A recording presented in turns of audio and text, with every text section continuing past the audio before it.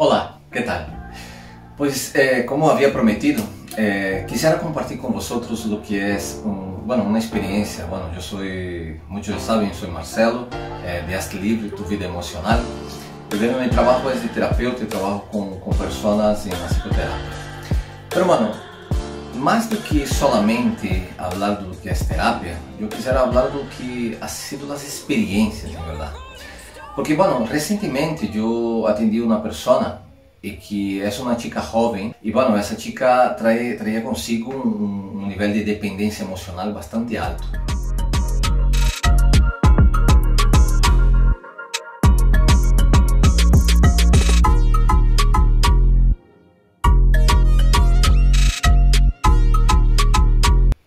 Y bueno, me hizo reflexionar. La dependencia emocional es una cosa que está presente en la vida de todas las personas, ¿no? Es interesante porque si una persona dice, ay, pues yo conozco una persona que es dependiente de las drogas, yo conozco una persona que es dependiente del alcohol, hay una persona que tiene dependencia del cigarro. No es difícil de identificar eso, ¿sí? Aunque muchas veces también es algo que mucha gente no comprende, porque si tú preguntas a una persona, por ejemplo, que tiene dependencia al tabaco, te vas a dar cuenta que esa persona es muy consciente de todas las consecuencias que lleva, por fumar, ¿no? Entonces, pero la gente es tonta porque sabe y sigue haciendo. Porque realmente no es el tabaco que la persona está adicta, ¿vale? ¿Por qué fumas? Para hacerme chula. La persona está adicta supuestamente a la energía que siente cuando fuma.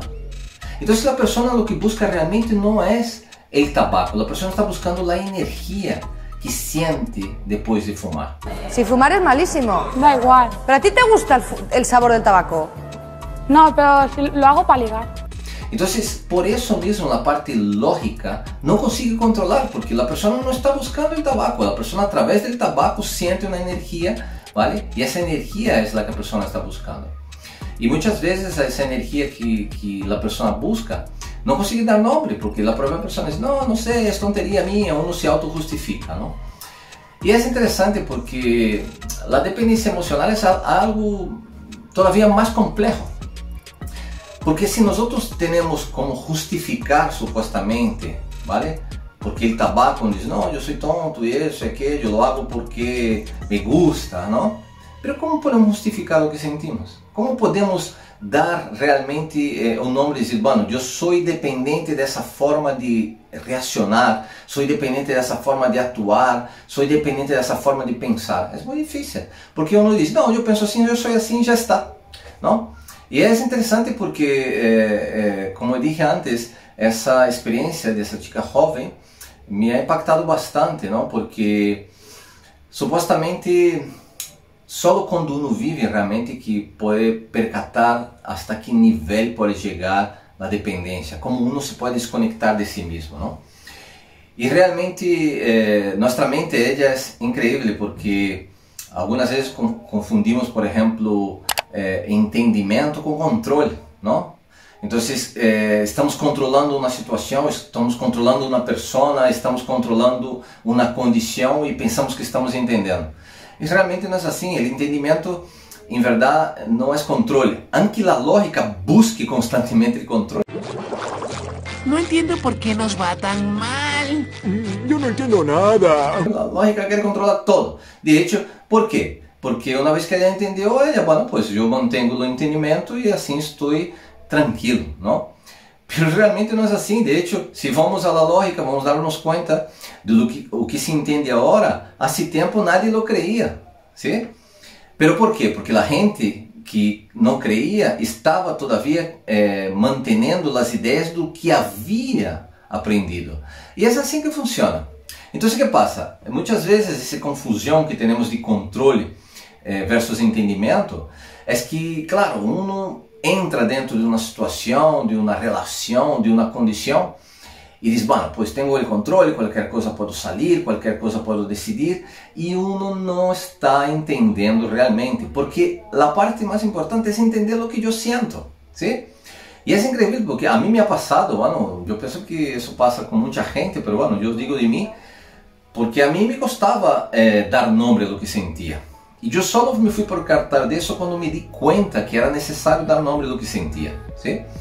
Y es interesante porque esa persona que he dicho en terapia tenía una gran dificultad de dar nombre a sus sentimientos. Cuando yo hacía preguntas como ¿por qué tú estabas con esa persona? Porque me gustaba. Pero ¿qué sentías? No, sentía tranquilo, o bueno, estaba bien. Entonces, o muy genérico, ¿no? Estaba bien.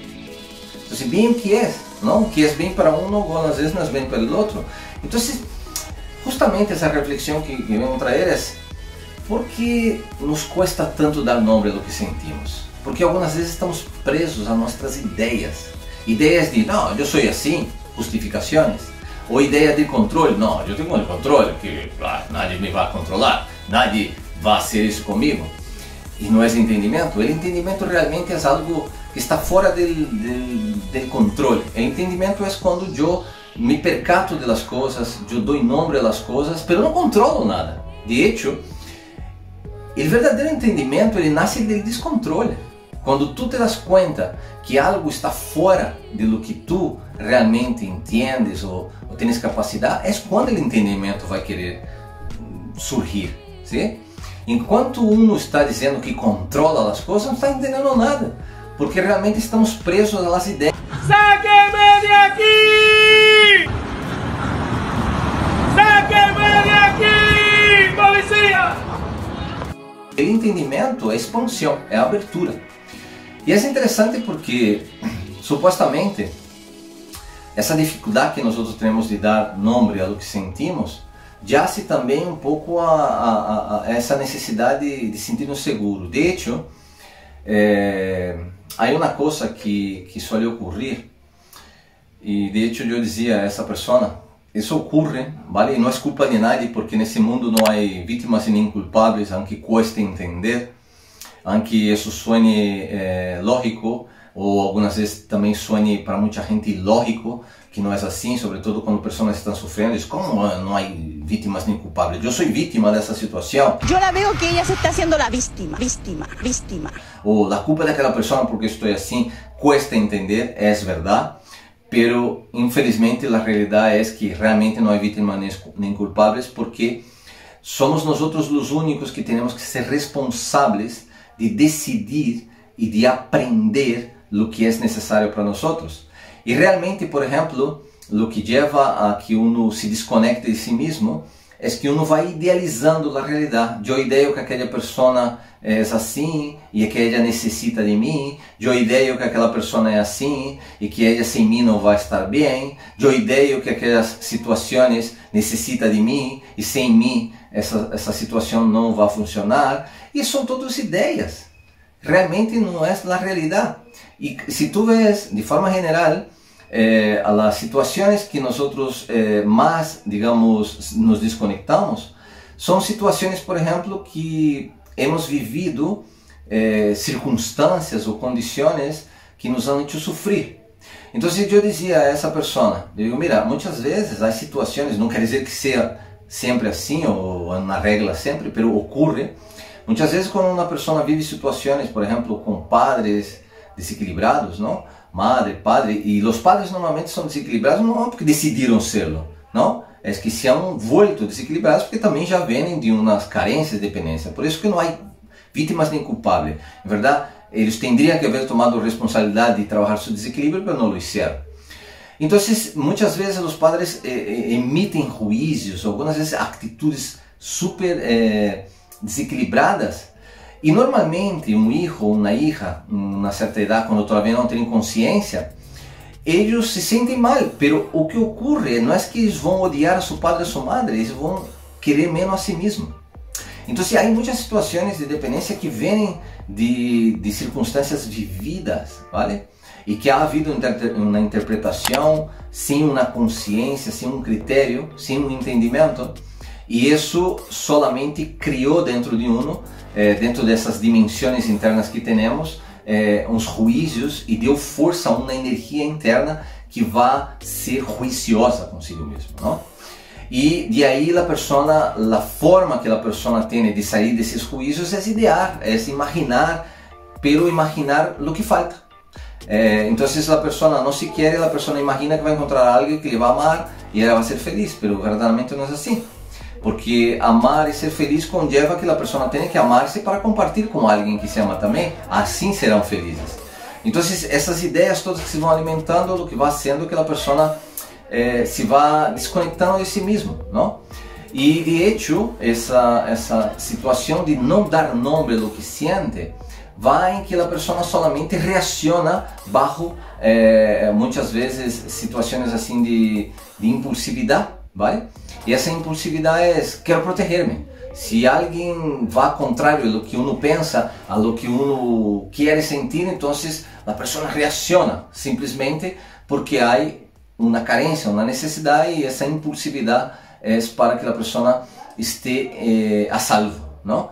Entonces es todo reacción, muchos factores inconscientes, aunque no es total, pero sí es sumamente importante romper algunos condicionamentos inconscientes para después la persona entrar dentro de lo que es esa autorresponsabilidad y saber que ella tiene que trabajar su identidad y que esa persona tiene un percurso, ¿no? Porque de hecho tú vas a ver que muchas veces cuando una persona es dependiente, no sabe lo que quiere. Y muchas veces la gente, no, pero yo soy así. No hay que justificar, porque lo que nosotros queremos es lo que va a marcar nuestra identidad, y lo que nosotros queremos va también ayudarnos a poner límite en lo que no es para nosotros, porque ¿cómo yo voy a poner límites si yo no sé lo que quiero? Entonces si yo no sé lo que quiero, cualquier cosa sirve, y verdaderamente no es así.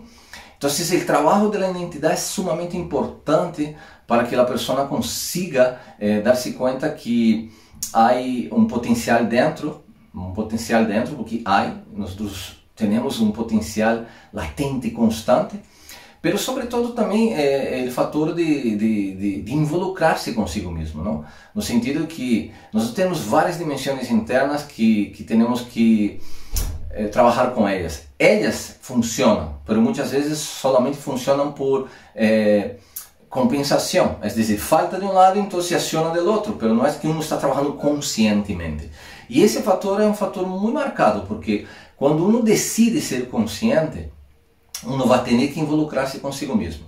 Y involucrarse conlleva también reconocer, ¿no? Y es interesante porque cuando vemos personas que sufren situaciones de dependencia emocional, y como dije antes, es difícil uno saber realmente si es dependiente o no, de hecho porque es un mundo muy complejo, pero yo arriesgaría a decir que nosotros, de forma general, todos sufrimos de dependencia emocional. Ese desequilibrio tenemos todos, y únicamente tenemos niveles e intensidades distintas, pero sin que de una forma o de otra essas situações de dependência são oportunidades, ¿sí? São oportunidades porque aí estão pontos de debilidades que nós podemos ver para reparar, e reparar conlleva avançar.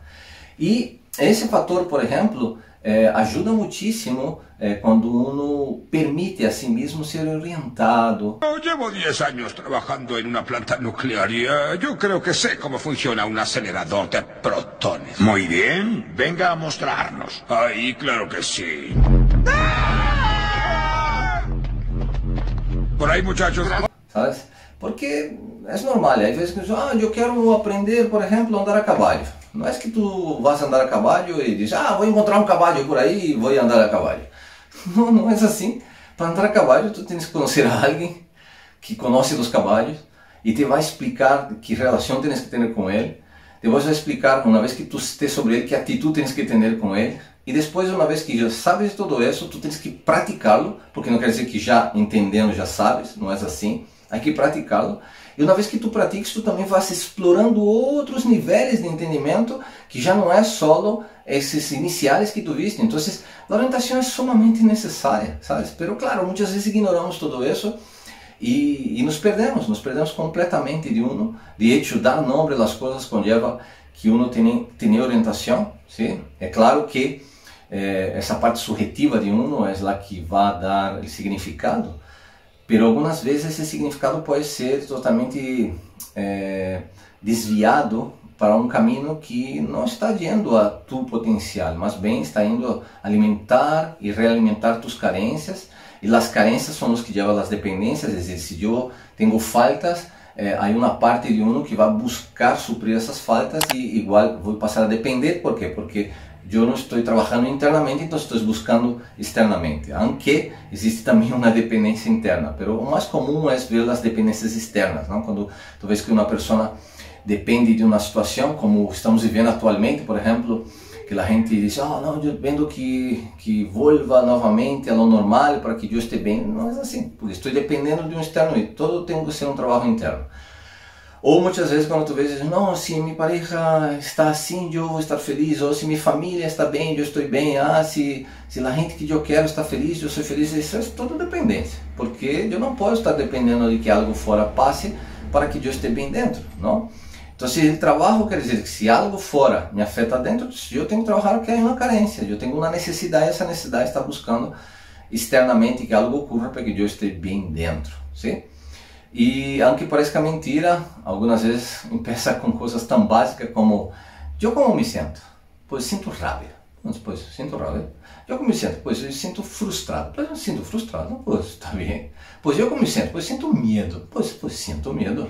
Pues yo como me siento angustia, pues siento angustia. Si yo empiezo a reconocer lo que siento, yo también puedo decidir querer sentir otra cosa. Pero muchas veces lo que se hace a uno depender, ay, yo quiero estar bien, pero no sabe nem como, o que está sintiendo ahora, o que estoy sintiendo ahora. Parece óbvio, ¿verdad? Pero no es tan obvio así. Y eso hace con que uno pueda entrar realmente en un camino. Y yo os digo porque a mí me ha pasado, ¿sabe? No, supuestamente el camino de conocimiento es un camino que no es sencillo, porque la parte más importante ya no es solo la orientación, es la voluntad. Y la voluntad no es una cosa lógica, porque hay veces que uno sabe lo que tiene que hacer, sabe lo que hay que hacer, pero no lo hace. ¿Por qué? Porque la voluntad tiene que estar activada. Y la voluntad es un mecanismo un poco más complejo, que es posible de comprender, es posible de trabajarlo, pero conlleva un movimiento mayor, ¿sí? Es lo mismo que decirte que tú puedes mover, por ejemplo, un carrito de mano, pero mover un barco conlleva ya unas necesidades mayores de apoyo, ¿sí?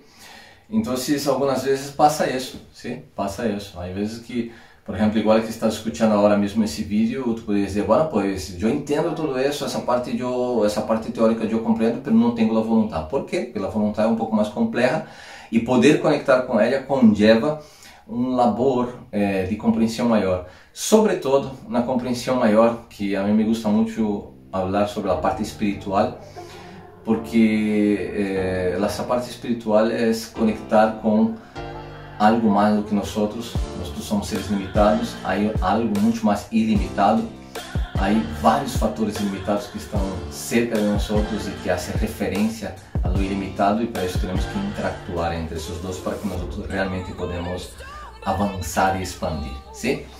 Pues nada, pues yo quisiera simplemente que ustedes tuvieran en cuenta, porque es un tema que no es tan hablado, aunque muchas veces también se puede hablar, pero es poco comprendido. Algunas veces no solo poco comprendido, también un poco pastoso, y también no es tan común porque muchas veces buscamos simplemente la solución de las cosas sin tener la comprensión y la identificación mínima, ¿no? Hay veces que uno dice, yo quiero estar bien, ¿no?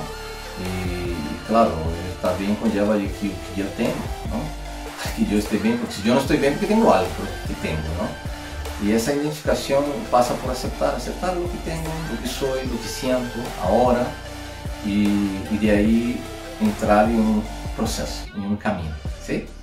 Pues nada, quisiera pedir a ustedes que los que estén, los gusten ese tema, que puedan suscribirse en el canal y que puedan compartir, y bueno, hay la campanita siempre para que puedan recibir actualizaciones, y sobre todo, y si ves que ese material es útil para alguna persona que consideras que sufre de dependencia emocional, compártela, ¿vale? Muchísimas gracias, hasta el próximo y chao.